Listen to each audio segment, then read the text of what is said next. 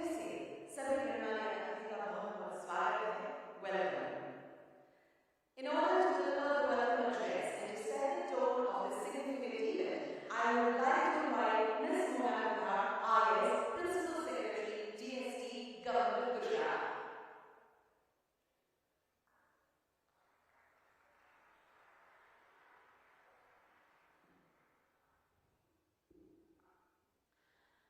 Good morning to all.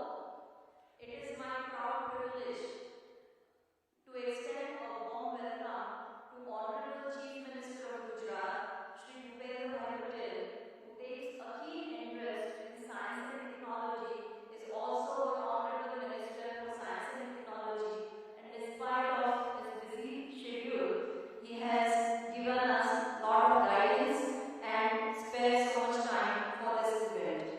I also welcome Honorable Union Minister for Health, Family Welfare, Chemicals and Fertilizers, Shri Mansoor Bhai Mandoria. I welcome the Chief Secretary of Gujarat, Shri Rajkumar. Also Secretary Department of Biotechnology from Government of India, Dr. Rajesh Gokhale, who are working on a very important policy formulation, and we will have a very engaging session on the same. I also welcome an eminent team of academicians, researchers and incubators from San Francisco, California, led by Dr. P.R. Tandon, Setu Foundation, also leading Stanford India Bioscience Program, along with her, Chairman and CEO of Target Discovery Inc. California, Mr. Jeffrey Peterson, who has a lot of experience and exposure to the entire ecosystem in this sector and related sector. And we're very happy to have him here and listen to him.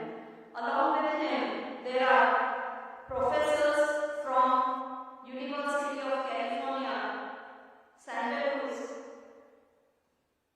Professor Michael Alvaros, Professor Robert Land, and a team from University of Edinburgh led by Professor Simon West, and along with them, professors from Harvard Medical School, also JNU, and equally matched are the leaders from industry side, led by Mr. Krishnan, MD and Regional President of Novozyme South Asia Private Limited, and his entire team from the industry and able. Along with that, the whole array of startup and funding agencies led by venture capitalists who are more interested to fund startups in biotechnology. Friends, as you are well aware, in past 8 years, India's biotechnology and bioeconomy sector has grown 8 times from USD 10 billion to USD 80 billion, with an increase in number of biotech startups from 50 to 5,800. Now, the Indian biotechnology industry is expected to reach USD 300 billion by 2030.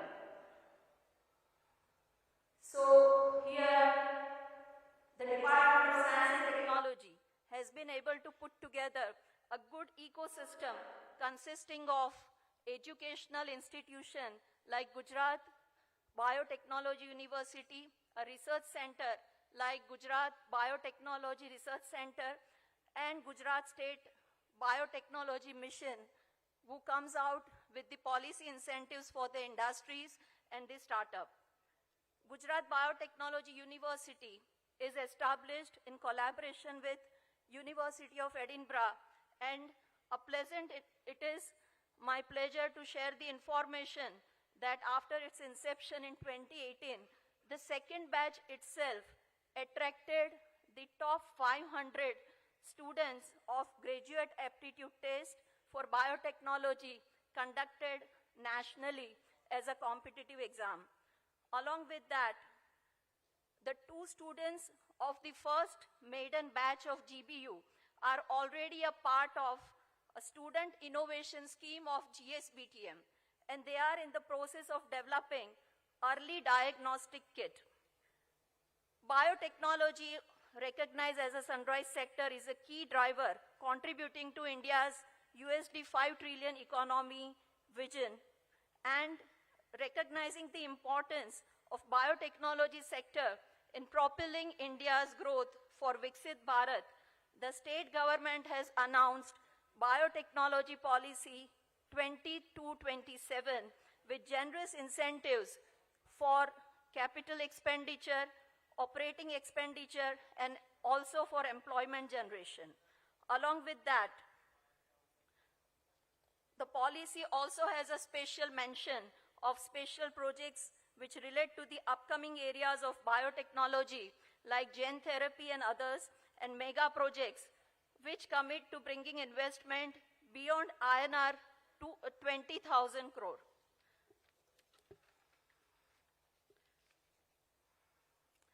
For extending equally strong support to innovation and startup, Gujarat State, in partnership with Department of Biotechnology, Government of India, has established Savli Technology and Business Incubator. Today, the ex-startups of STBI, as we call it, Revi Environmental Solution, Wise Organic Fertilizers, and Infinita Biotech have received national startup awards. Revi Environmental Solutions and MicroGo have been winners of Swachh Bharat Grand Challenge and Onion Grand Challenge conducted by Government of India. Pragmatech Healthcare Solution Private Limited, working on cervical cancer in women, is first in India to receive CDSCO, that is the regulatory clearance for cervical self-sampling kit, making women Atmanirbhar to collect cervical samples. Also, another Gujarat startup, Ampligen, has international recognition in the field of ultra-rapid and portable diagnostics of antimicrobial resistance microbes from patient sample.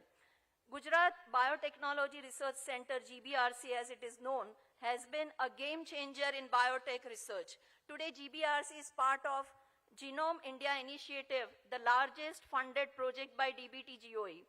It is also part of largest network program on AMR, superbugs, and One Health, and part of INASOCOG, largest network project by DBT, Government of India.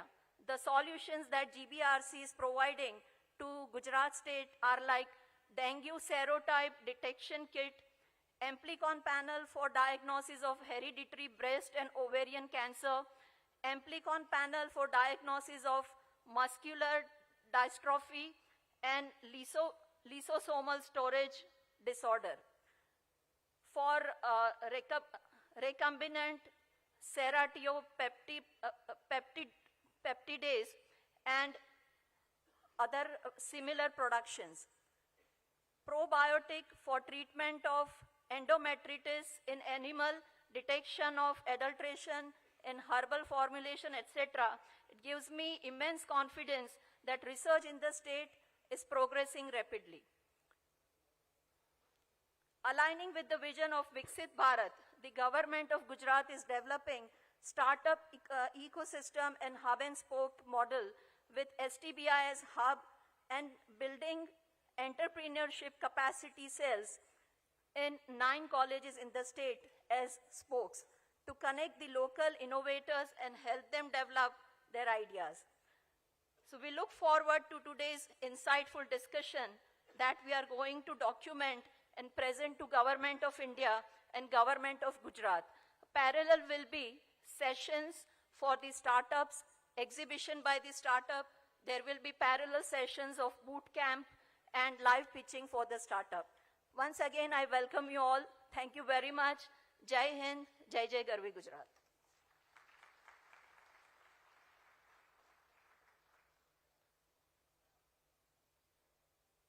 Thank you so much, madam, for your warm welcome words and also the introductory remarks.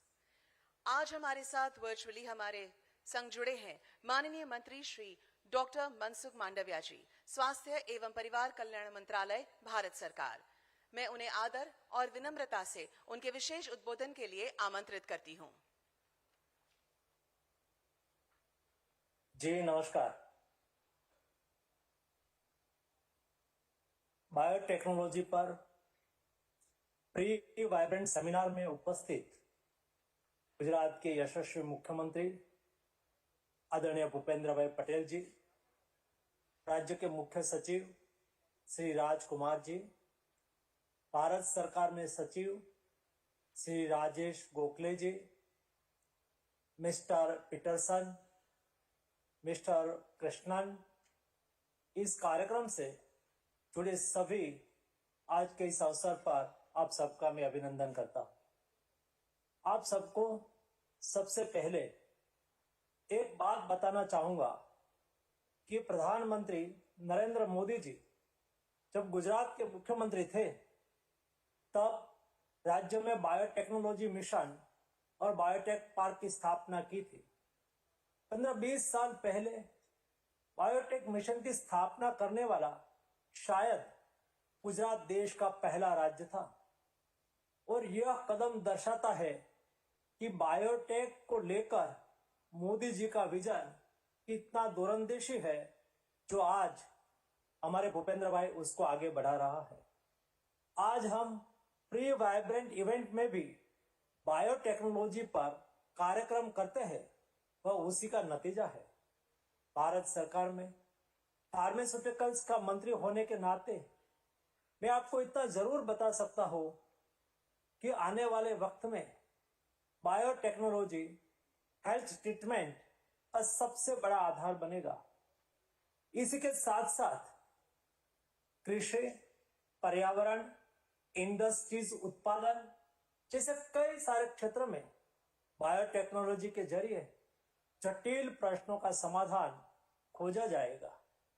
इन सबके चलते आने वाले वक्त की economy biotechnology आधारित बनेगी, इतना मुझे आज दिखाई दे रहा है।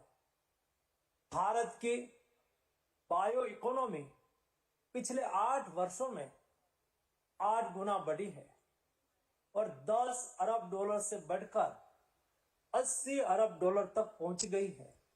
जैसा कि माननीय प्रधानमंत्री श्री नरेंद्र मोदी जी ने घोषणा की है कि देश बायोटेक के ग्लोबल इकोसिस्टम में शीर्ष 10 देशों की श्रेणी तक पहुंचने से बहुत दूर नहीं है।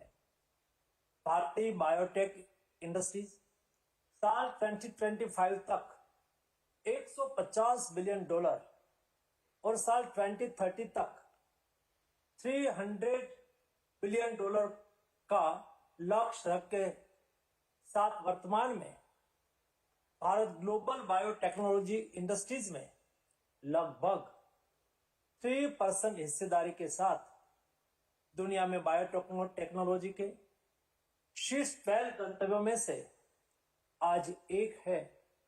भारत में बायोटेक्नोलॉजी इंडस्ट्रीज में 760 से अधिक कंपनियां और 4240 स्टार्टअप शामिल है जो प्रमुख क्षेत्रों में अलग अलग क्षेत्र के साथ फैले हुए हैं। 2020 तक बायो फार्मास्यूटिकल्स सबसे बड़ा क्षेत्र है जो भारतीय बायो इकोनॉमी में 62% योगदान देता है।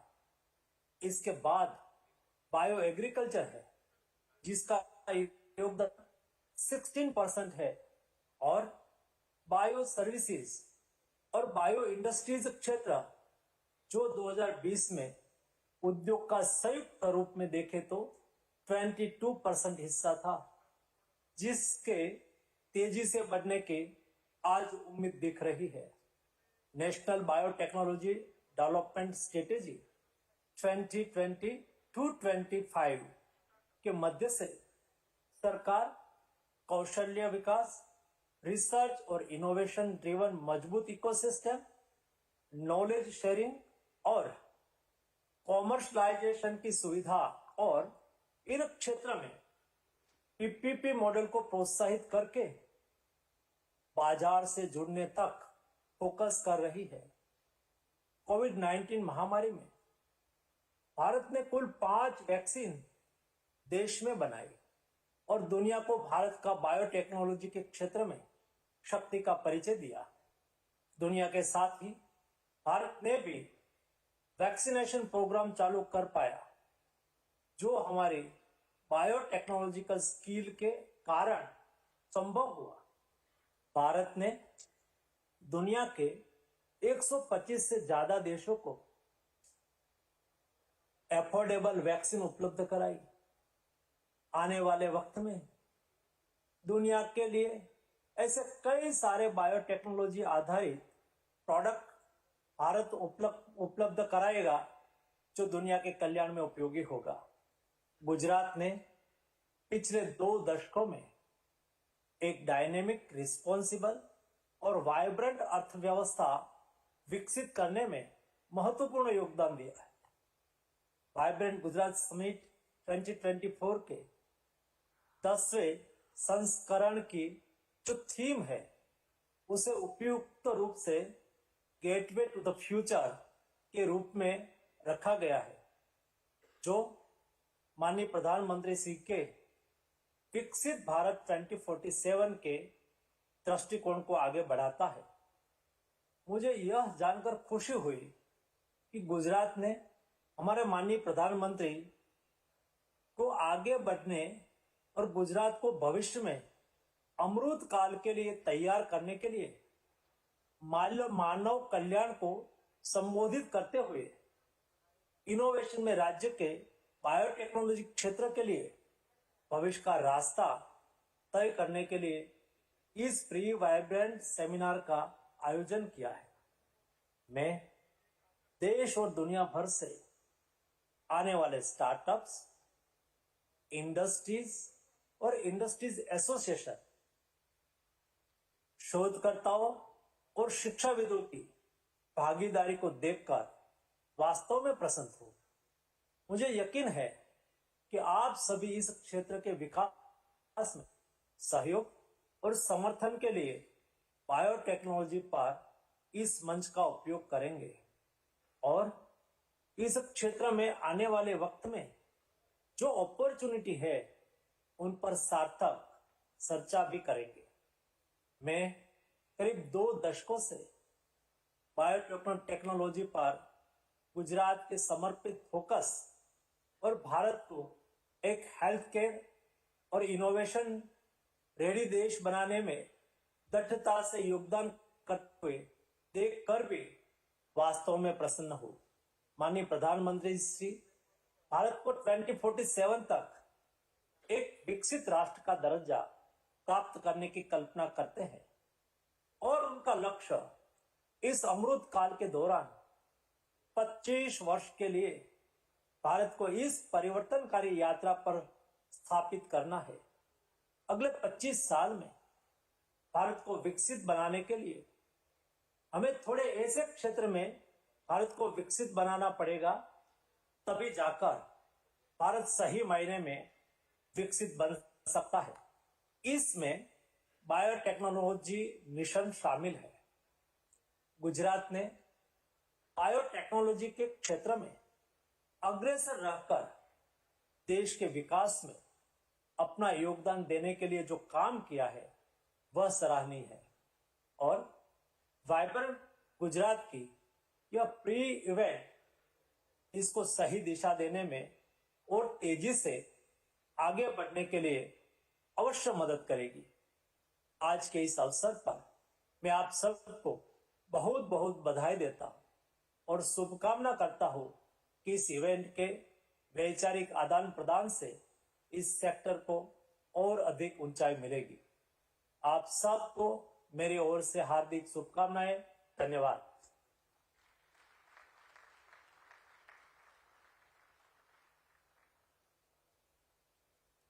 माननीय मंत्री महोदय, आपके प्रेरक संबोधन एवं आपकी वर्चुअल उपस्थिति के लिए आपका भी बहुत बहुत धन्यवाद।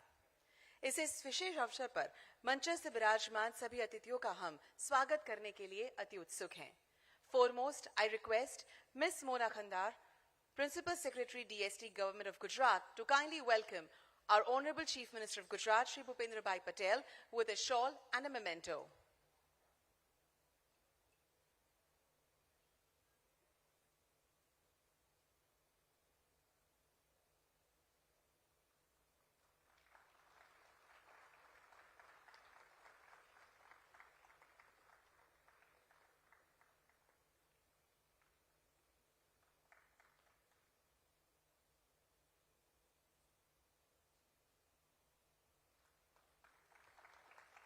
Thank you. I now request Shri Viday Khare, Mission Director, GSBTM, to kindly welcome Shri Rajkumar, IS, Chief Secretary, Government of Gujarat.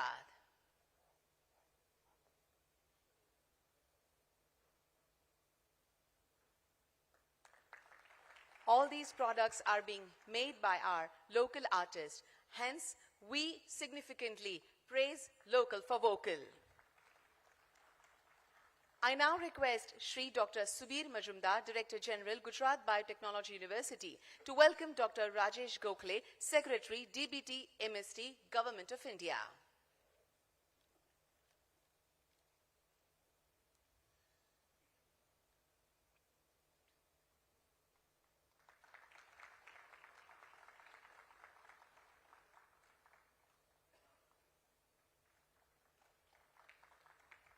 Thank you. I now request Shri Dr. Snehal Bagathria to welcome Mr. Jeffrey Peterson, Chairman and CEO, Target Discovery Inc., California.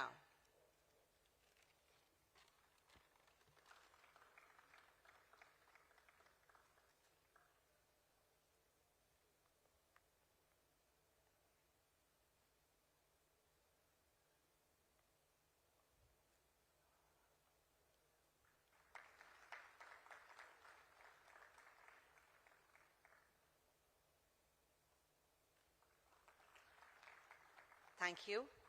And I now request Dr. Anasuya Bhadalkar, Joint Director, BD, GSBTM, to welcome Shri G.S. Krishnan, President, Association of Biotech-Led Enterprises, and ex-Managing Director and Regional President, Novozyme South Asia Private Limited.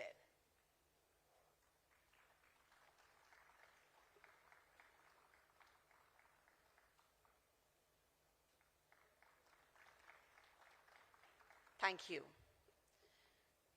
As we know, biotechnology plays a crucial role in addressing various global challenges by harnessing biological systems and living organisms to develop innovative solutions. Its importance lies in advancing healthcare, agricultural advancements, environmental sustainability, industrial applications, research and development. To know more about this, let's have a look at an audiovisual film.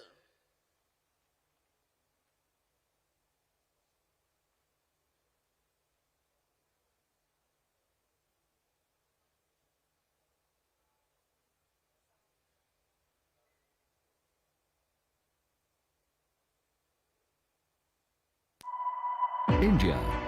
India is a flourishing bioeconomy with 3% share in the global biotechnology industry. India is on the cusp of becoming a USD 5 trillion economy by 2027-28. Bharat अपनी आजादी के अमृत महोत्सव मना रहा है। अगले 25 वर्षों के लिए नए लक्ष्य तय कर रहा है। तब बायोटेक सेक्टर देश के विकास को नई गति देने के लिए बहुत महत्वपूर्ण है। With presence of over 225 biotech companies and 40% of India's contract research organizations, Gujarat has a lion's share in contributing to the country's biotech sector. Government of Gujarat has been the enabler, creating conducive ecosystem for the major stakeholders: industry, startups, researchers and students. Policy support, fiscal incentives and non-fiscal support by the government is propelling the growth of the sector in the state. The emergence of Gujarat State Biotechnology Mission in 2004 was the cornerstone for the sector. Biotech got another boost when Gujarat Biotechnology Research Centre came into being in 2017. It offers ready-to-use scientific equipment at concessional rates. Gujarat earned the distinction of having the world's first dedicated university for biotechnology. Gujarat Biotechnology University. With globally recognized University of Edinburgh as its knowledge partner, the university conducts courses encompassing all segments of biotechnology. The Savli Technology and Business Incubator is one of the top 5 public bio-incubators of the country, with equipped laboratories and mentoring established in the vicinity of Biotechnology Park in Savli GIDC estate, over 223 acres of land. It has a 320 KLD common effluent treatment plant to cater to the biotech industries therein. Gujarat Biotech Startup Venture Fund supports startups and MSMEs through equity-based venture financing. To further encourage investments, The government of Gujarat has unveiled Biotechnology Policy 2022-27, which aims to attract investment of rupees 20,000 crores. providing various capex and opex benefits to boost technopreneurship in the sector. The stars of Gujarat's biotech sector shining bright on the global horizon are Concord Biotech, one of the world's largest fermentation facility; Zytex Biotech, one of Asia's largest bacillus providing company; Sundiata Nemandes, one of the largest probiotics company in India; Hester Biosciences, Asia Pacific's largest poultry vaccine company. A pre-vibrant Gujarat Summit on biotechnology, the path of innovation and wellness for Viksit Bharat. Let's join hands for Atmanirbhar Gujarat to make an Atmanirbhar Bharat. Viksit Bharat.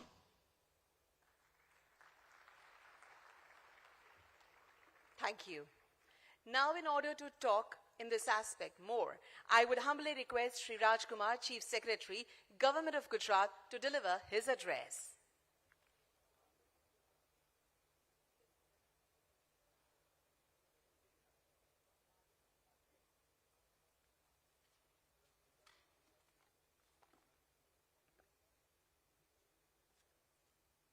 Honorable Chief Minister of Gujarat, Shri Bhupendra Bhai Patel ji. We just heard Honorable Union Minister, Shri Mansukh Mandaviya ji, Shri Rajesh Gokhale, Secretary, Department of Biotechnology, Government of India, Chairman and CEO of Target Discovery Incorporation, California, Mr. Jeffrey Peterson,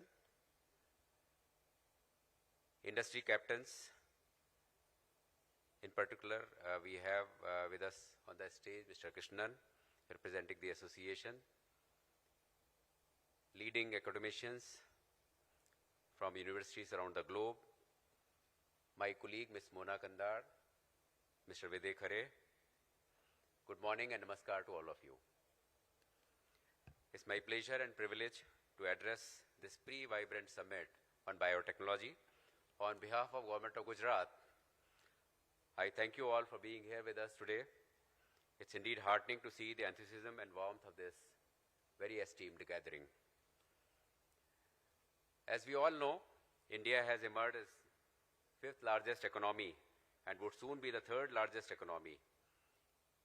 It's one of the world's largest and fastest growing economies, leading outsourcing destination and favorite of international investors. In this context, it's my privilege to state that Gujarat has been playing increasingly an important role in India's growth story. This gathering is our endeavor to present the status and direction of biotechnology sector in the state and advantages that Gujarat offers to the investors in this sector. Under the visionary guidance of Honorable Prime Minister Shri Narendra Modi, India is leapfrogging into futuristic and strategic areas through technology-driven initiatives. As we all know, in the field of digital economy, India has earned its name, and it's one of the country, or I should say, the leading country so far as the digital transactions are concerned. Government is persistently focusing on facilitating the development of knowledge-based economy by leveraging India's youthful and talented population. Biotechnology and its allied fields have made tremendous contribution in solving new age problems, especially in the field of health, life sciences, and agriculture. Since biofuels are a low carbon alternative to fossil fuels and in my opinion, these could help reduce greenhouse gases emissions and related climate change impact from particularly the transport sector. So in all likelihood, biotechnology will play a major role in transforming India's transport sector towards a net zero carbon emission sustainable economy. Also, as was mentioned by Honorable Union Minister earlier, bioeconomy, which in my opinion means using renewable biological resources from land and sea, like crops, forests, fish, animals, and microorganisms, to produce food, materials, and energy. Stronger developments of bioeconomy will help India accelerate progress towards a circular and low-carbon economy. As was mentioned, in past 8 years, India's bioeconomy has grown 8 times, and we hope to achieve US $300 billion of bioeconomy by 2030. Gujarat as a state has always been a policy-driven state with more than 20 sector-specific policies to strengthen the industrial ecosystem. The state's biotechnology policy is a carefully crafted, multidimensional stimulus towards developing a thriving biotech ecosystem in the state. This policy has enabled transformative changes in the sector by establishing research infrastructure such as Gujarat Genomics Initiative, Virtual Institute of Bioinformatics, Marine Bioresource Center, Sauli Bioincubator, Network of Biotech Capacity Cells, and Biotechpreneur programs. Today, Gujarat is home to more than 200 biotechnology companies and a thriving startup ecosystem that includes prominent R&D and educational institutes as well. Gujarat also holds the distinction of having maximum number of patents filed among states in the country, with more than 3,600 licensed units engaged in drug manufacturing. As a result, Gujarat has the advantage of being the first mover, and it can graduate from pharmaceuticals to biopharmaceutical because Gujarat produces almost 40% of country's pharmaceuticals, and it's a major exporter.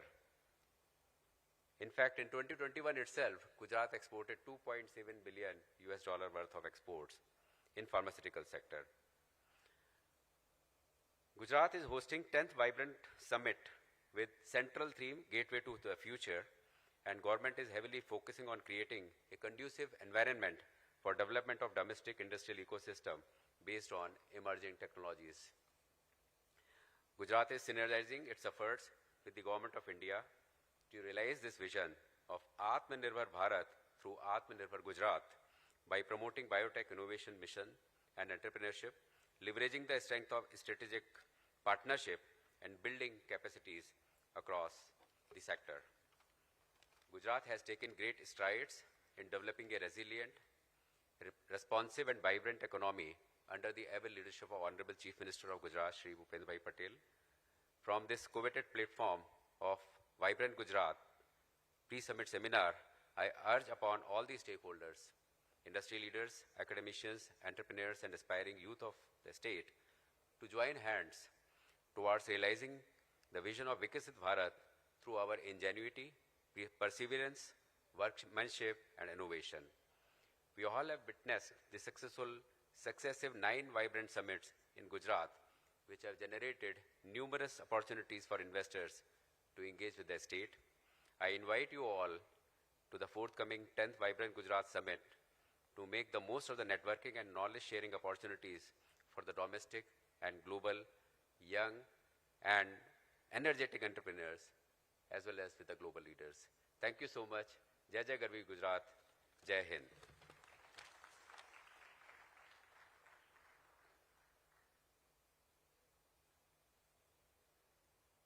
Thank you so much, sir, for your significant address. Today we have with us Dr. Rajesh Gokhale, Secretary, DBT, MST, Government of India.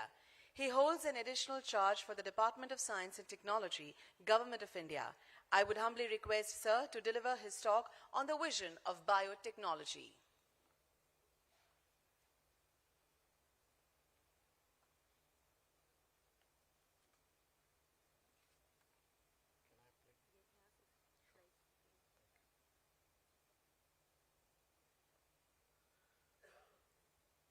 Namaskar and good morning to all of you.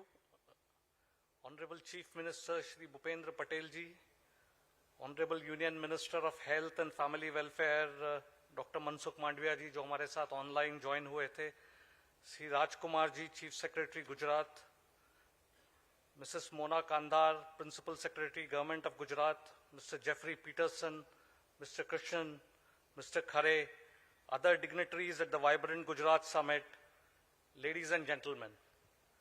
It's my pleasure to be able to come and talk to you about what Department of Biotechnology is actually envisaging for the country's progress. And I will briefly give a 5 to 7 minutes of 10 minutes of talk on these aspects of it actually. So the real challenge I think that we believe, and I'm almost certain as we have heard from everybody actually, that biology is likely to build the next technology revolution in the world actually.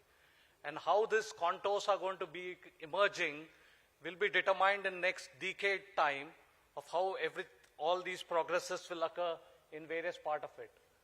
What is the challenge that our country is facing right now? If you really try and understand on how to come out of it, I think it's a very interesting concept that World Bank gave several years ago, what is called middle income trap. Now the whole idea is that countries that actually grow from low to medium rich countries, they have a certain trajectory to look at. But many countries get ensnared and get trapped within the middle income part of this and cannot become rich. And the challenge for this is because I believe the only way to come out of this is be able to have technologically empowered India, which can escape this trap. And the second aspect, very critical, is that the path that you have followed from low to middle income cannot be the followed from middle to high income. And I think, therefore, one has to take a different trajectories and different projectiles to be able to catch hold of these kind of challenges in the world. To be able to do this, what we believe is that biotech sector is going to be the most critical sector to growth. And I think the perspective of this bioeconomy report is one that was released last week, in fact, in Delhi. And therefore, the data is the latest data that is available. And I think pardon me for giving you the latest data for it, but it's actually good to see that the growth last year was 23% of the past year of it actually. So it's a leaps and frogs jump that we have done actually. So 23% is a very, very high growth rate for the biosector to grow. The valuation is about $137 billion industry right now. And of the total economy, that is around 3.47 trillion economy or 4 trillion economy that India is presently about. And what we predict is it will be $300 billion plus industry by 2030, and we may be about $3 trillion industry by 2047, which is what we talk about actually, what we are all interested to look at. The sectors that have very rapidly grown over last year is the bio-industrial sector that has very, very rapidly grown and actually accounts for the 43% of the overall sector. The biopharma industry is 36%, and then there are these other sectors, bioagri, which is likely to grow even much more stronger than what it is presently it is all about. And I think these ways, this is likely to be the scenario for the future of the next 10 years to come in the country's future. What do we need to do to address these Vikasit Bharat priorities? And I believe the tech solutions that are necessary are in the 4 large areas. Either it's agri-food, energy, healthcare, or climate change. And the center of all these is going to be the data in the digital world that is going to ensemble all this data. And because India produces such huge amount of data, in fact, we can then create our own ways and mechanisms to put together a nice ecosystem that will evolve into a major programs of activities to look at. The technologies that are growing on the side, which will help all these sectors, are artificial intelligence, quantum technology, telecom technology, or mobility and medtech. And the technology that is going to be the game changer, in my opinion, is going to be the biomanufacturing perspective, which will create a completely new industrial revolution around all the world. And I think that's where we are actually focusing on how to be able to drive it. So our challenge really is to how to build the biovision for Bharat in Amrit Kal, and all these sectors, whether it's biopharma, bioagri, bioindustrial, bioenergy, bioservices, biomedtech, or bio-AI, are likely to become a very big on its own. So how do we really do this? I think what Department of Biotechnology is doing is actually looking at every aspect of these in terms of such that the new opportunities can flourish, whether it's got to do with innovation, technology, infrastructure, startups, financial models, inclusivity, social impact, and sustainability. And the key to be able to get each one of these pieces in right place is to have right amount of crosstalk and the connections. And that's where I am here today, because I think Gujarat has such a vibrant biotech industry that the center state can in fact make a huge amount of difference in the future growth of our entire country's nation. So to be able to do this, we need to look at 4 or 5 different aspects, and they need to go in a synchronized fashion. The one is the strengthening and aligning innovation ecosystem. The second is to provide compelling incentives for harnessing frontier technologies to the industry, because the industry need to be provided incentivization to be able to do this. The workforce transitions and capacity building, the regulatory and reforms so that instruments and institutions grow in a synchronized way, because otherwise the GMO becomes a problem. And then the social protection is even more important, because there is a perception in biotechnology that you are actually changing the environment and ecosystem about it. So it's clearly very, very critical to be able to work on this cycle as we move along the sector, and R&D and budget becomes the center part of this theme. So what are the challenges that the world itself is facing actually? So if you really look at from every sector, the forests are burning, glaciers are melting, and biodiversity is on decline. And really, many of these has been due to the foresight of humans, with the context primarily driven by the material industry that has actually come around to be able to help all these sectors. So whether it is metal, glass, ceramic, fertilizers, or other chemicals like plastics, all of these have in fact have no roadmap for in terms of environmental protection perspective actually. The other problem, which is actually, for example, if you look at one of the material which is textile or the cloth, you can see what is happening with the textile industry actually. This is an example where at Char Dham, pilgrims discarded, about 7 quintals of cloths were fished out from the river. Now, why is this happening? This is clearly happening because there is no end of life cycle of cloth. You don't know what will you do with the cloth. Initially, it was an essential one, but now it is a commodity. And so if 1.4 billion people in India is going to buy a large number of cloth, you don't know what we are going to do with this. So you need to figure out a way to be able to have a sum of end of life cycle for these kind of technologies. The global rice crisis, you can see the rice which once was provided us growth, now in fact stagnating yields, land water scarcity, and methane emission and global warming is a bit of a challenge actually to look at. So how do we resolve these actually? And I think that what we are trying to do is to foster a future now from our country's perspective, which is more sustainable, innovative, and responsible for the global challenges. You leverage living systems to create new sustainable and efficient manufacturing processes. These can be versatile, scalable, and if rightly put together, can be cost effective as well as an environmental impact. And obviously it will create new jobs and intensify entrepreneurial momentum that is very important to look at. All of these are in fact aligned with the nation's mission and visions that our Honorable Prime Minister has so many times shared, whether it's got to do with green growth or got to do with PM's vision of making India net zero carbon economy, or the lifestyle for the environment life, which is actually the mission that Honorable Prime Minister is driving. So we are all together as part of this nation's progress, wanting to grow these systems to look at. So what we are trying to do is we're going to come up with a policy which is going to enable these various initiatives that are critical for us to make an impact. Either it's bio-based chemicals or enzymes, or functional foods or smart proteins, or precision biotherapeutics, or it is climate resilient agriculture, or you could do the carbon capture and utilization, or the futuristic marine and the space research. All these sectors will be as a sectorially looked at, and growth will be addressed in a way such that one sector grows in a different fashion, the other sector grows in different fashion. So we're going to look at each sectorial growth. And to be able to do this, we're going to set up bio-AI hubs and biomanufacturing hubs all across the country, with providing public-private partnerships and industrial cooperation as the 2 pillars of strength to be able to utilize these activities. Also, one of the key aspects of this likely is going to be for the health industry, what we call healing with dawai actually. And the dawai, as you understand, the dawa can be AI-driven dawai. And I think where you can see the accelerated drug discovery will happen, clinical trial optimizations can be done, the personalized medicines can work, and the medical imaging systems and analysis will come in together actually. It's also called wet AI now, or what we call bio-AI hubs. Now, deep learning enables computers to understand the language, and therefore the complex patterns that are there in biological data can be very nicely and impactfully identified. And I think that's why we're going to focus largely on the data and how the data gets integrated into systems and paradigms together.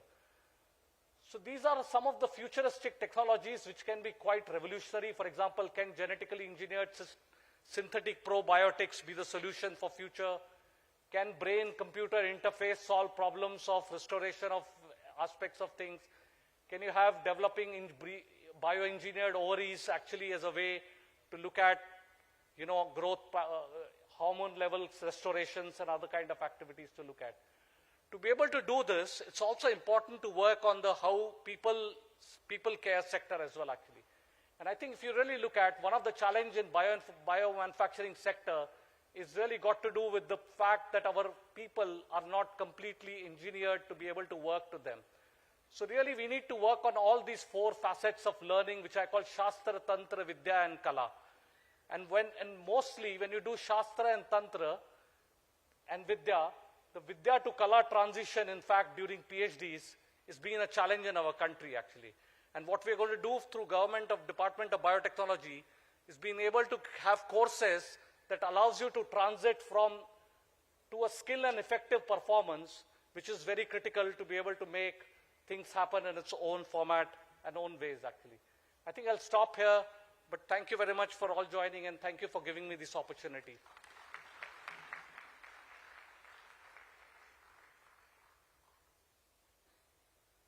Thank you very much, sir, for your important presentation. Today we have with us few industrialists.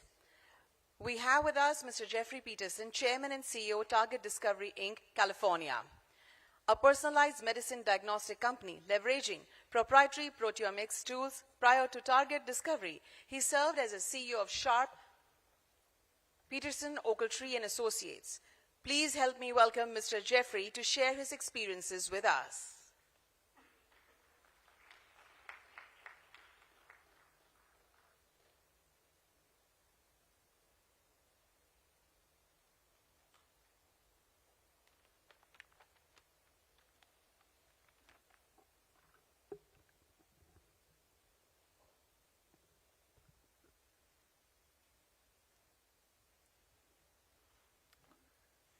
Honorable Chief Minister Patel, Honorable Health and Family Welfare Minister Mandavia, esteemed dignitaries and colleagues. On behalf of many accomplished colleagues and visionaries that have been invited to share this event with you, I offer our thanks to the government of Gujarat for their generous invitation and support, and thanks to the multiple officers and hardworking people behind the scenes that have brought together this pre-vibrant Gujarat conference. I also thank the Indus Setu Global Foundation for their pivotal role in creating this opportunity to speak with you. Setu, as we call it, is focused on bridge building between India, the USA, and other countries, convening leaders and change agents from government, academia, nonprofits, and industry, powerhouses to innovative startup entrepreneurs, and is focused on three of our world's greatest existential challenges: human health, women's empowerment, and planetary health, including climate change and beyond. So, what life lessons do I have to share with you? I've been incredibly fortunate and blessed with enormous diversity of experiences across industries, technologies, products, services, markets, functional areas, from the largest global conglomerates with sophisticated systems to cowboy companies that are improvising their way through explosive growth, to boards of public companies facing transformations, and to my journey through multiple startups, and more recently into teaching, coaching entrepreneurs at all levels, and helping give back to other founders, creating new startup successes. But I consider myself especially fortunate for 18 years of living and working overseas in the Middle East, in Europe, and Africa, learning the breadth of cultures, the values, perspectives, priorities, and understanding the chasms of differences that can exist in these. I've learned the deep challenges of differences in language and an understanding that what one side may consider to be clear and obvious, while the other side is on a different planet, and ultimately in showing the humility, consideration, and caring to always build to achieve mutual understanding, alignment, and collaboration. I've witnessed emancipation of women, creation of middle-class bourgeois, the power of societal and economic conversion in Iran under the Shah, and the arc of decisions and evolution that consumed him and veered the country onto a wildly different course. I've witnessed General Electric's transformation under Jack Welch, notably focused on developing people talent, creating and embracing challenge and accepting and making room for failures to allow room for growth, teaching thoughtful analysis, focused vision and planning, and accountable execution. These created a titanically respected and successful company, but I've seen some of the limitations in managing complexity and diversity that hobbled GE's path into a much different company today. I've witnessed the visionary leadership and courage of Nelson Mandela through his journey from prisoner to president and the transformation in the post-apartheid period, and the astonishing vision and courage that was manifested in the Truth and Reconciliation Commission's strategy. But I again watched the limitations of achievement under others that grasped opportunities subsequently to lead without sufficient vision, knowledge, or discipline, or with outright greed and corruption. I've witnessed the breathtaking and inspirational reality of Silicon Valley, a wonderful, multicultural melting pot that is an astonishing cauldron of the magical components of academia, financing, and entrepreneurial recycling and giving back, that has created an entrepreneurial success engine in high-tech, biotech, and beyond that was arguably unequaled until more recent years, as many of us have welcomed and trained others, seeding and nurturing a diaspora of entrepreneurial hotbed creations around the world. I've witnessed industrial transformations that have beggared the imagination in medicine, in physics, in computing, in the dawn of the web-based information age, in the promise of biotechnology, and of course, and the explosive emergence and blossoming of artificial intelligence and machine learning. And of course, in the consequences of the evolution of each of these technologies, nuclear threats, bioweapons, social media run amok, and the darker possibilities of AI. These consequences are only sometimes unforeseen or poorly managed. Let us hope that they are not just inevitable. And I witnessed today the most gut-wrenching of crises in the USA and on the global stage, where democracies that long ago seemed ascendant in a post-Cold War world are now fighting against the encroachment and self-serving corruptions of power and money, and are seesawing through manipulated truths, fake news, and projections from guilty parties onto the innocent. It looks frighteningly close to an end of empire moment and a dystopian nightmare as multiple dictatorial powers rise and threaten anew. So what have I learned along the way? Certainly, I've seen the awful price that can be paid for failing to maintain, inspire, and invigorate your people on the course ahead, or worse, to succumb to hubris and to failing to listen, to test the validity of one's progress, of failing to understand and embrace change, and the need to course correct, or even to pivot, innovate, and create a new course. And I've seen the more awful price of allowing the cancer of self-serving behaviors, feeding and building further power, self-serving greed and corruption.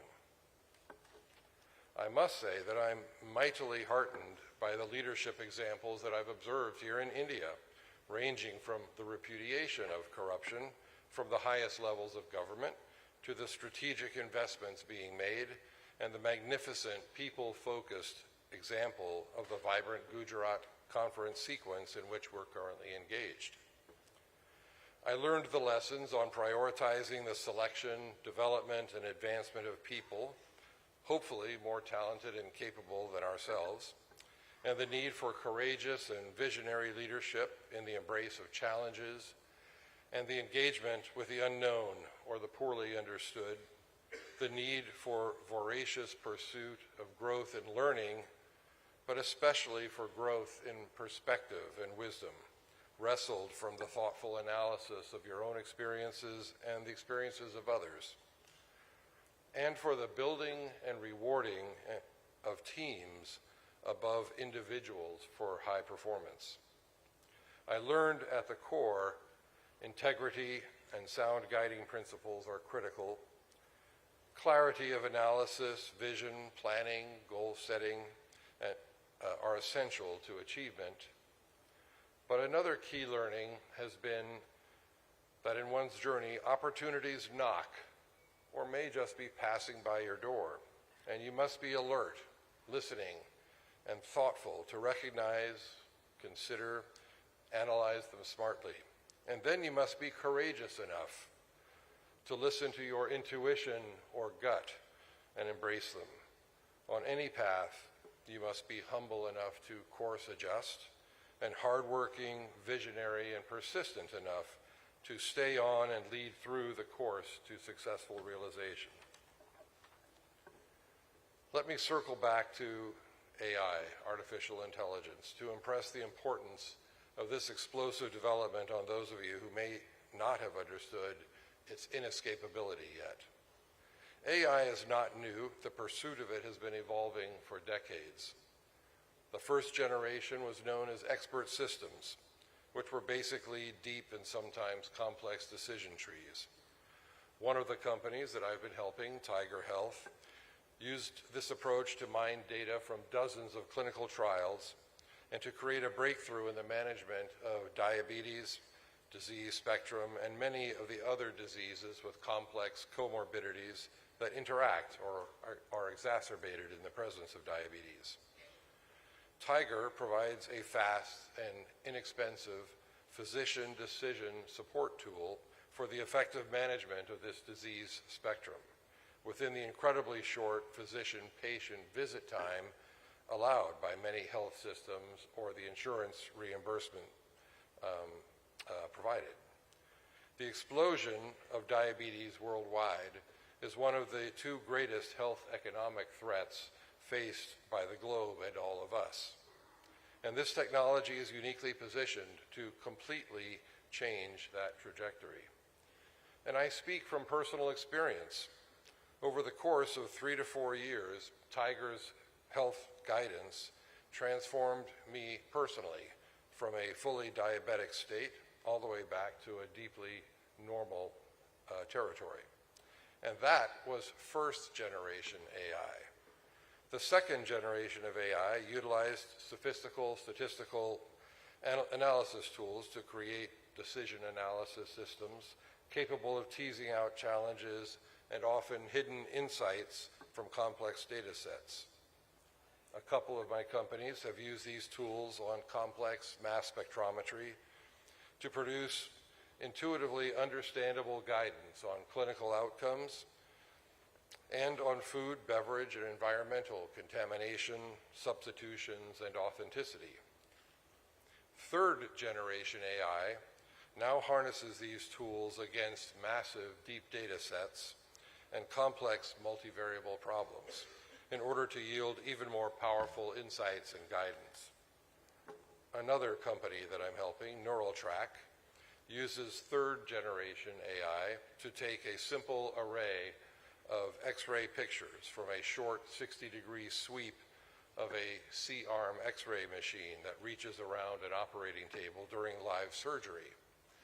And it converts that into full resolution CT imaging that can be sliced and sectioned for accurate surgical tool positioning, just like a full CT data set. The technology is revolutionary, not just to the health economics and accessibility of a great number of interventional surgeries, but more importantly, it will affordably revolutionize the accessibility of CT quality imaging capabilities into much more diverse and remote settings throughout the world, yielding an enormous impact upon health economics and patient outcomes. Fourth generation AI is the generative AI that has taken off in the past 2 years.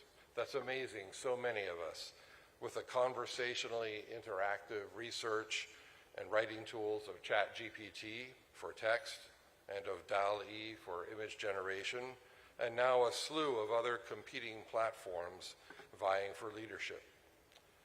I've seen my wife's company in small pet care convert from spending hundreds of dollars on artwork regularly to using DALL-E's image generation capabilities to generate over 20,000 images of breathtaking quality, variety, composition, and artistic styles for fractions of a penny each. And these are offering an entirely new business expansion for her business.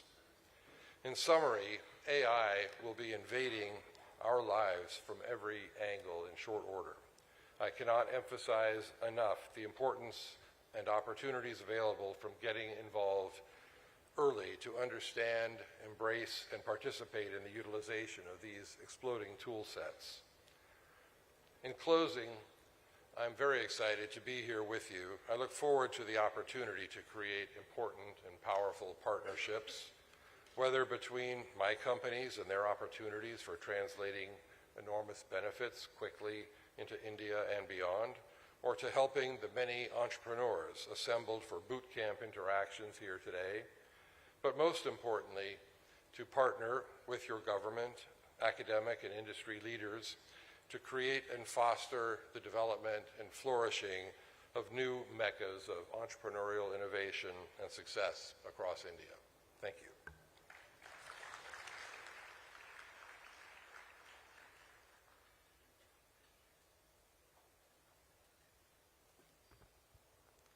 Thank you very much, sir, for sharing your wonderful experiences through your address. In order to share his experiences and views, I would now like to welcome Shri G.S. Krishnan, President, Association of Biotech-Led Enterprises, ABLE, and ex-Managing Director and Regional President, Novozymes South Asia Private Limited.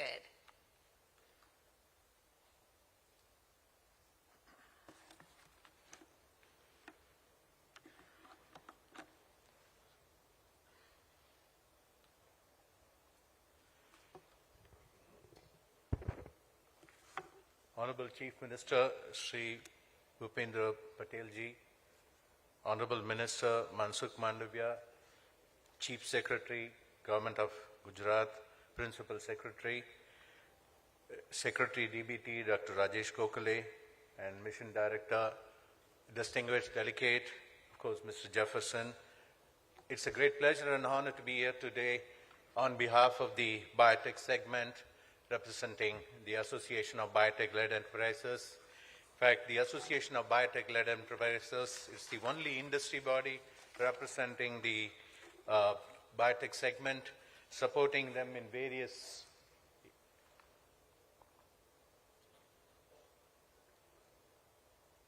initiatives from the advocacy point of view, inputs for streamlining regulations, industry recommendations for the union budget, etc. also the sector development, promoting investments in the sector, facilitating industry-academia collaborations, institutional support, promoting entrepreneurship, which is very, very critical, encouraging biotech students to pursue higher studies. They are the future of biotechnology. The regional chapters of the Association of Biotech-led Enterprises specifically looks at various states and regions where the biotech clusters need to be promoted, and also looking at specific opportunities in these segments.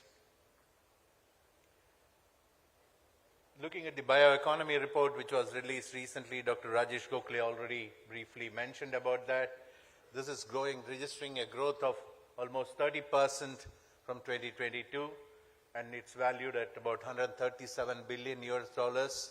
And as Dr. Rajesh Gokhale already mentioned, specifically now we see the biopharma segment, which is growing regularly, and we all know about the contributions where biopharmaceutical segments made during the pandemic, where the dependency for our own indigenous innovation and also biomanufacture for the vaccines, it has been steadily growing, but slowly we could see that the industrial biotech segment is gaining momentum, specifically in the areas of biofuel, potable alcohol, textile, leather, and a few other segments from food to feed, which is growing significantly, and that's definitely showing promising growth, and of course the other sectors also following. This is just to give an idea about the various contributions from the various states. Of course, from the Gujarat point of view, which is $11 billion US, we see definitely there is more opportunity in Gujarat to contribute to the overall bioeconomy of India. Yeah, Gujarat has its pride. Even the leading insulin manufacturers are located over here. The leading textile segment and the other segments can further contribute, and this is something which one needs to focus, and I'm sure the government of Gujarat is looking at these opportunities to play a bigger role from a bioeconomy point of view. The cumulative startups all over India, and you can see that Gujarat has more than 500 startups. This is every year there is an inclusion going on, and today the total startups in India is more than 5,000. We realize the importance of encouraging startup. There are challenges today where the startups are facing. This is where I think each state and clusters of biotechnology need to focus, and there are a lot of initiatives and support coming from DBT and BIRAC. Just coming to the bioeconomy opportunities in Gujarat, I think the biomanufacturing, which Dr. Rajesh Gokhale mentioned, there's a very big opportunity where the state government could play an important role supporting the various investments in this segment, along with DBT and BIRAC, by providing them land, and then again the other clearing and the regulatory support, which is very critical, and I think this is an area where Gujarat could play a more critical role. Biofuels, again, from the Government of India and the Prime Minister's initiative, and recently even in G20, biofuels was specifically mentioned. The 2G ethanol, which is basically ethanol from agricultural residues. Just to give an example, the Gujarat, we had worked together with them on the opportunities to convert the various cotton stalks to ethanol, and this is one area where actually again the government of Gujarat can play a critical role in ensuring the contribution towards achieving the 20% ethanol in fuel.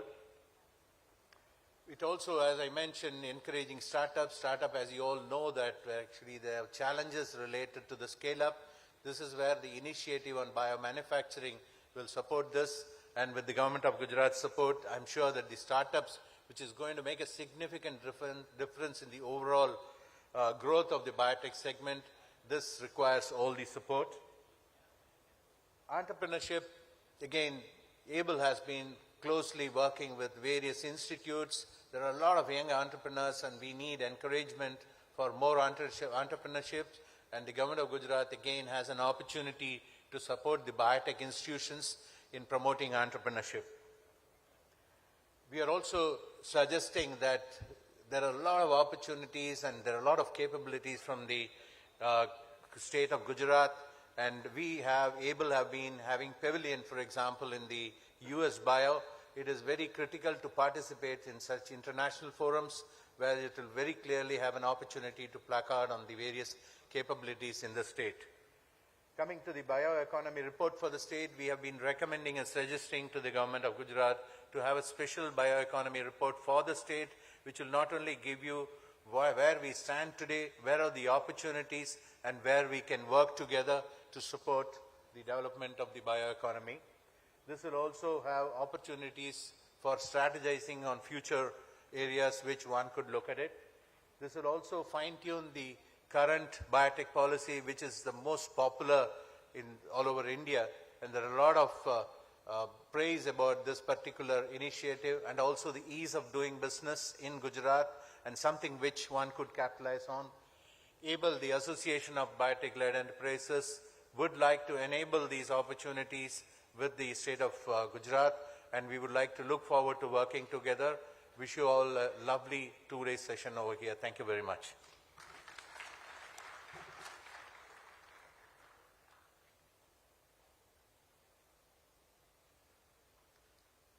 Thank you so much, sir, for your presentation and address. Ladies and gentlemen, this moment is also to mark the international collaborations that the state looks forward to forge and expand. For this, I welcome Ms. Priya Tandon, founder and chairman in the Setu Global Foundation, and request Shri Viday Khare, IS, Mission Director, Gujarat State Biotechnology Mission, to execute this partnership agreement for a long-term association by exchanging MOU in august presence of our Chief Minister of Gujarat, Shri Bhupendra Bhai Patel.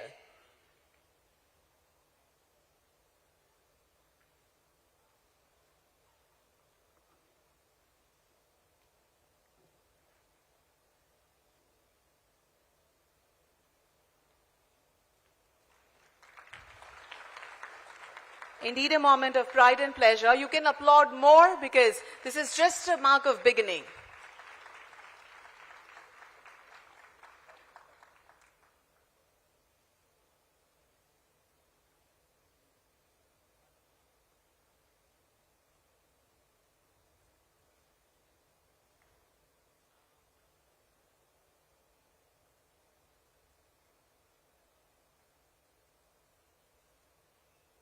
Thank you and good luck.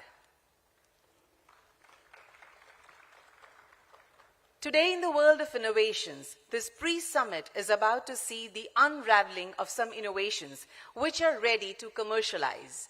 These products have cleared all the regulatory hurdles and are ready to serve the society.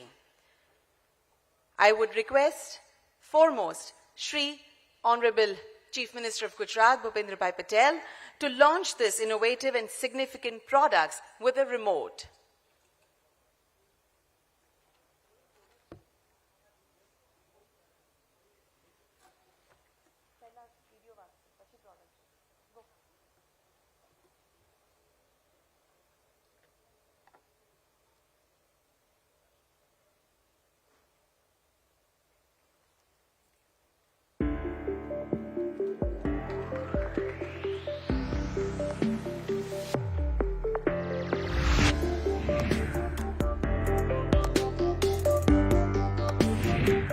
Conducts a 2-minute test and simply displays green or red on the screen.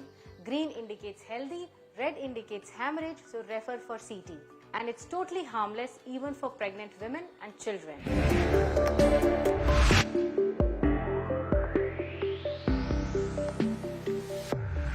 ભારતમાં first time single smart wearable portable નવીન આધુનિક technology મોવેક્સોન ઉપકરણ product પ્રદાન કરે છે જે ખૂબ જ રીતે સચોટ સસ્તું તત્કાલિક પરિણામ પ્રદાન કરે છે સમાન કાર્યક્ષમતામાં પારંપરિક પદ્ધતિઓની તુલનામાં લેબોરેટરીનો ખર્ચ 7 ગણો બચાવે છે તથા એન્ડ યુઝર માટે 10 ગણા ખર્ચની બચત કરે છે.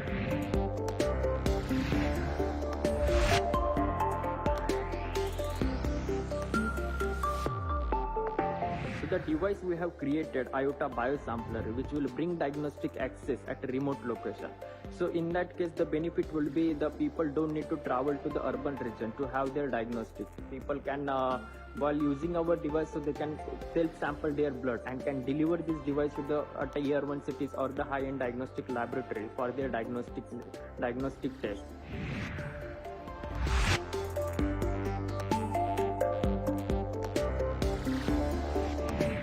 Our product inflow-quick ESR analyzer is used for measuring erythrocyte sedimentation rate, which is a biomarker for measuring inflammation in the body. The key advantage of the product is you can measure ESR directly using vacutainer blood samples. Other distinguishing features of the product are that it is IoT enabled, it has wireless connectivity compliant to HL7 standard, and has high throughput of 60 tests per hour.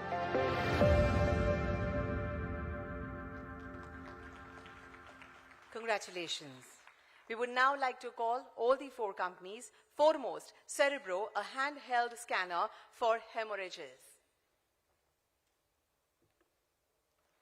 Sir आपने विनंती कि आप product launch कर show.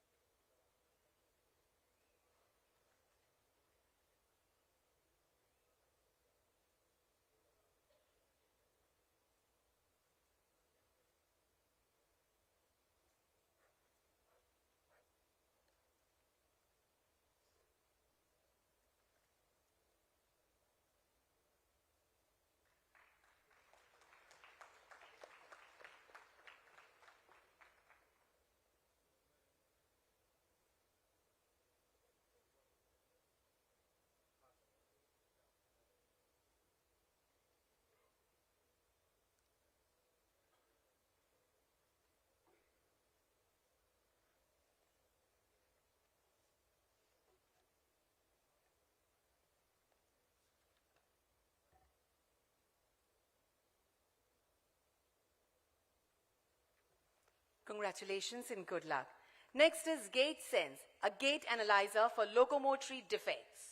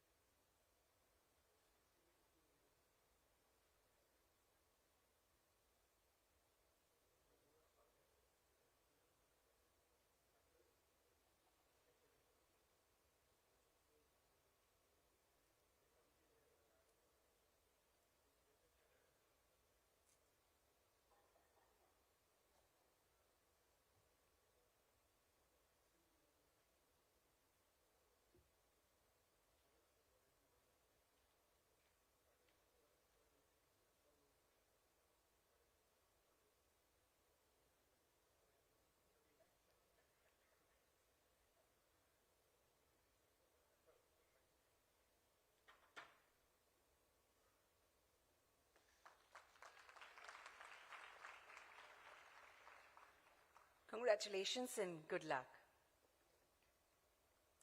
Next is Biosampler, a micro-volume blood collection storage kit.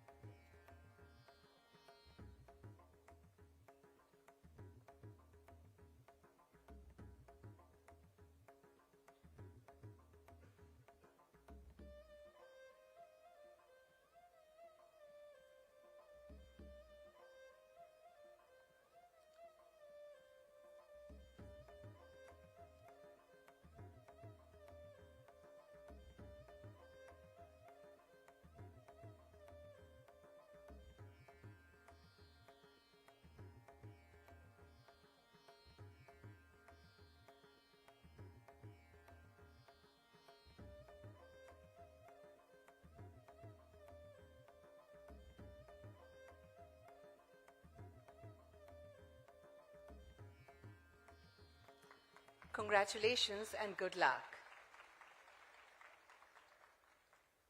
Last but not the least, InfaQuick, an automated ECR analyzer.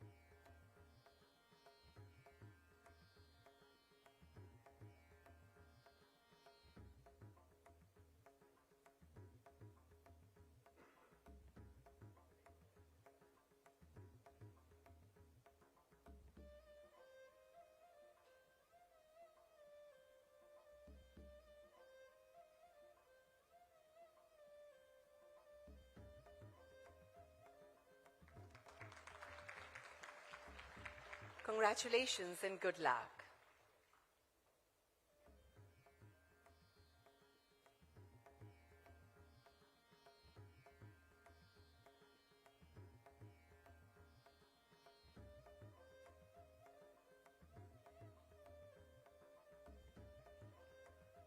Thank you very much. Gujarat के विकास पथ पर सदैव नवीन एवं आधुनिक दृष्टिकोण रखना जिनका जीवन मंत्र है, जो सदैव नए विचार, नए आयाम को सराहते हैं, उनको बढ़ावा देते हैं और मार्गदर्शन प्रदान करते हैं, ऐसे हमारे गुजरात के माननीय मुख्यमंत्री श्री भूपेंद्र भाई पटेल को आइए तालियों की गड़गड़ाहट के साथ उनके विशिष्ट संबोधन के लिए आमंत्रित करते हैं।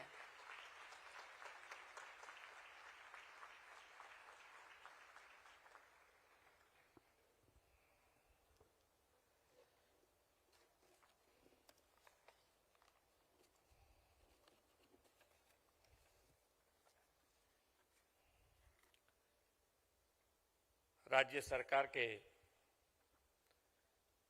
साइंस एंड टेक्नोलॉजी विभाग द्वारा आयोजित वाइब्रेंट गुजरात प्री समिट के तहत biotechnological the path of the innovation and wellness for विकसित भारत कार्यक्रम में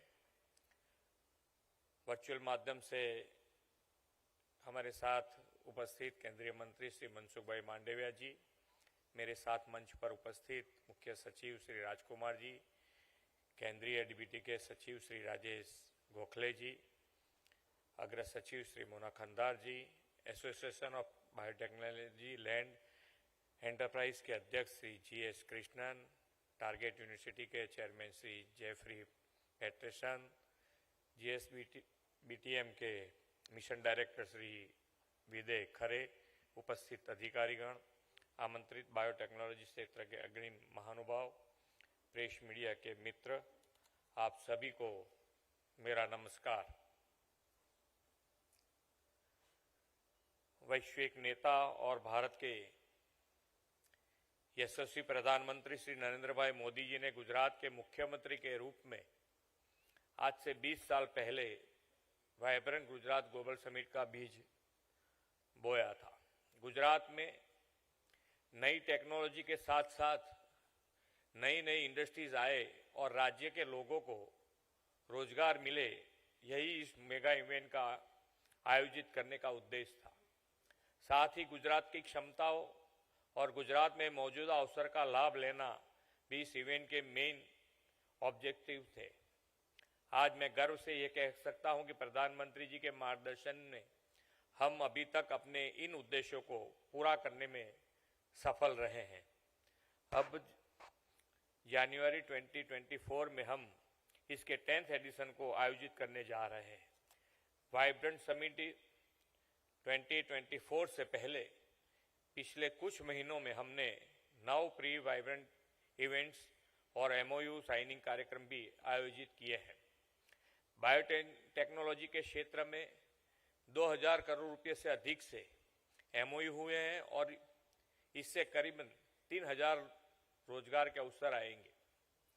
प्री वाइब्रेंट सक्सेस के तौर पर गुजरात में अब तक केमिकल, फार्मा, इंजीनियरिंग जैसे विभिन्न क्षेत्रों में 30,000 से ज्यादा एमओयू और लार्ज प्रोजेक्ट के लिए भी एमओयू भी हुए हैं। गेटवे टू द फ्यूचर की थीम के साथ हम इस वाइब्रेंट समिट में फ्यूचरिस्टिक सेक्टर्स पर अधिक फोकस करेंगे। फ्यूचरिस्टिक सेक्टर्स की ग्रोथ टेक्नोलॉजी के बिना संभव नहीं है और बायोटेक्नोलॉजी फ्यूचरिस्टिक सेक्टर्स के ओवरऑल ग्रोथ के लिए सबसे इम्पोर्टेंट फैक्टर्स में से एक है। इसीलिए हमने प्री वाइब्रेंट इवेंट के तौर पर बायोटेक्नोलॉजी विषय पर डेडिकेटेड इवेंट आयोजित किया है। बायोटेक्नोलॉजी से जुड़े सेक्टर्स गुजरात में आए और यहाँ ग्रो करे, इसके प्रयास माननीय प्रधानमंत्री जी ने अपने मुख्यमंत्री कार्यकाल में ही शुरू कर दिए थे। 2004 में श्री नरेंद्र भाई के मार्गदर्शन में गुजरात राज्य में बायोटेक्नोलॉजिकल मिशन को शुरू किया गया था। इस मिशन के अंतर्गत बायोटेक्नोलॉजी सेक्टर से जुड़े कई पहलुओं पर ध्यान दिया गया। इसके परिणाम स्वरूप Gujarat biotechnical research centre, Gujarat biotechnological university, Savli biotech park और Savli technology and business incubator जैसे इंस्टीट्यूट्स आज गुजरात की शोभा बढ़ा रहे हैं। मुझे ये कहते हुए खुशी हो रही है कि 2017 से शुरू होकर सावली इंक्यूबेटर को पिछले 3 लगातार सर्वेक्षण में देश के टॉप 5 पब्लिक बायो इंक्यूबेटर्स में स्थान दिया गया है। इस इंक्यूबेटर ने 100 से अधिक स्टार्टअप को प्रभावित किया है। इसने लगभग 450 करोड़ रुपए से अधिक के स्टार्टअप के कुल मूल्यांकन के साथ 65 से अधिक पेटेंट जनरेट किए हैं। इसी तरह गुजरात का फार्मा सेक्टर भी राज्य के इंडस्ट्रियल आउटपुट में लगभग 40 से 45% का कंट्रीब्यूशन देता है। ये सेक्टर स्टेट में 12,000 करोड़ से अधिक का रेवेन्यू जनरेट करता है। इतना ही नहीं, आज गुजरात भारत में मौजूदा प्रमुख बायो मैन्युफैक्चरिंग सेंटर्स में एक है। यह हम सभी के लिए गौरव की बात है कि आज गुजरात में दुनिया के सबसे बड़ा फार्मा और बायोटेक वर्क फोर्स मौजूद है। प्रधानमंत्री जी ने अनुसंधान को प्रायोरिटी देते हुए जय अनुसंधान का मंत्र दिया है। वैश्विक नेता और यशस्वी प्रधानमंत्री जी के नेतृत्व में देश में बायोटेक्नोलॉजी सेक्टर का स्वर्णिम युग चल रहा है। एक समय था जब भारत के नागरिक को महामारी के टीकों और दवाइयों के लिए वर्षों तक इंतजार करना पड़ता था। पहले विदेशों में शोध होता था और वहां के लोगों का इलाज पहले होता था, फिर भारत के लोगों को दवाइयां और टीके मिलते थे। लेकिन अब समय बदल गया है। कोरोना काल में भारत दुनिया की फार्मेसी बनकर उभरा है। हमने पूरी दुनिया में भारत निर्मित HCQ का एक्सपोर्ट किया है। इसके बाद भारतीय रिसर्च और भारतीय साइंटिस्ट ने कोरोना का स्वदेशी टीका भी विकसित किया, जिसने पूरे देश को कोरोना से बचाने में मदद की। हमने वसुधैव कुटुंबकम की भावना से देश के लोगों के साथ साथ पूरे विश्व के लोगों तक टीका पहुंचाया गया। प्रधानमंत्री जी ने क्लिनिकल टेस्टिंग से लेकर अप्रूवल स्टेज तक पूरे प्रोसेस को तेज कर दिया है, जिससे बायोटेक सेक्टर्स में रिसर्च को काफी फायदा हुआ है। मुझे विश्वास है कि बायोटेक्नोलॉजी के सेक्टर भविष्य में गुजरात में समग्र विकास में महत्वपूर्ण भूमिका निभाएगा।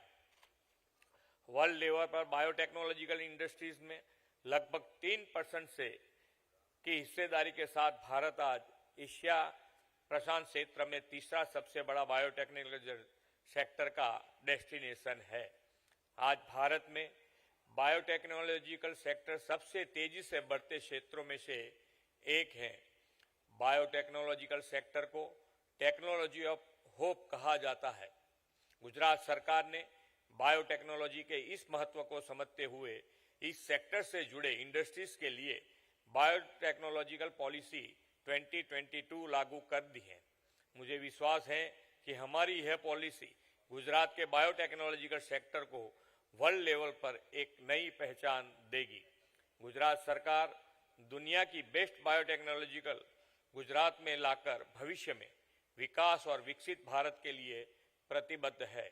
इस सेक्टर में अंतर्राष्ट्रीय सहयोग के बेहतर रिजल्ट हासिल करने के लिए गुजरात इन सहयोगों को वाइब्रेंट गुजरात समिट से आगे लेकर जा रहा है। मुझे विश्वास है कि good governance, business friendly environment और पॉलिसी सपोर्ट्स के साथ गुजरात में बायोटेक्नोलॉजी का रिसर्च और डेवलपमेंट और उसकी पूरी इंडस्ट्रीज वर्ल्ड लेवल की बनेगी। साइंस हो या स्पेस, प्रधानमंत्री जी के नेतृत्व में भारत की स्वदेशी टेक्निक दुनिया को अपनी ताकत दिखा रही है। मुझे विश्वास है कि प्रधानमंत्री जी के विकसित भारत एट 2047 विजन के साथ वाइब्रेंट समिट के माध्यम से हम साथ मिलकर गुजरात को एक मजबूत बायोटेक डेस्टिनेशन बनाने में सफल रहेंगे। इन्हीं अपेक्षाओं के साथ मैं अपनी वाणी को विराम देता हूं। भारत माता की जय, वंदे मातरम, जय जय Garvi Gujarat.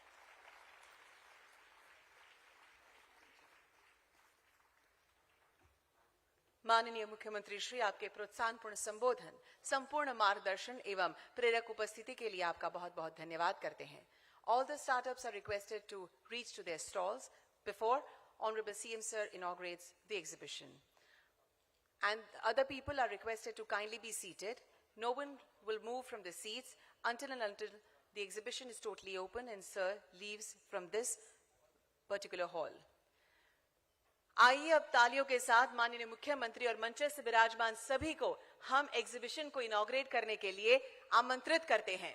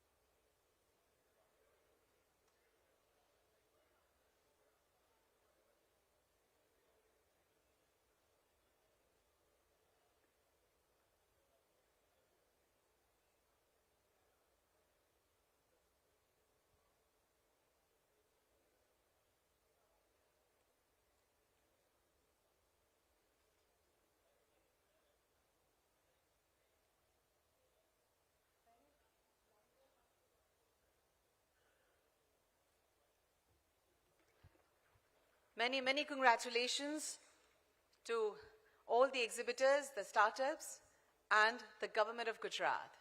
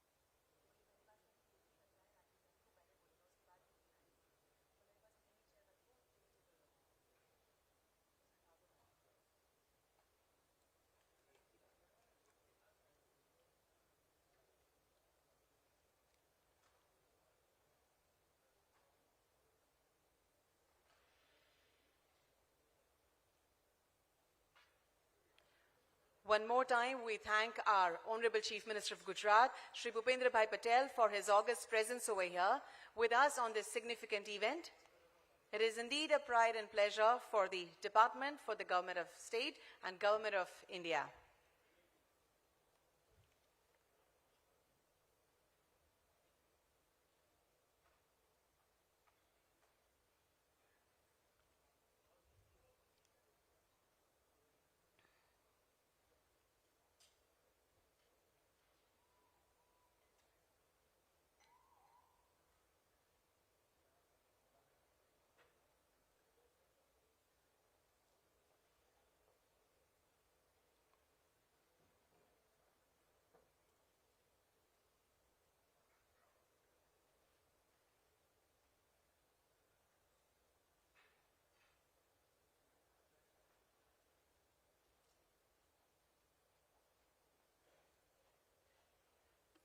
Thank you very much, sir.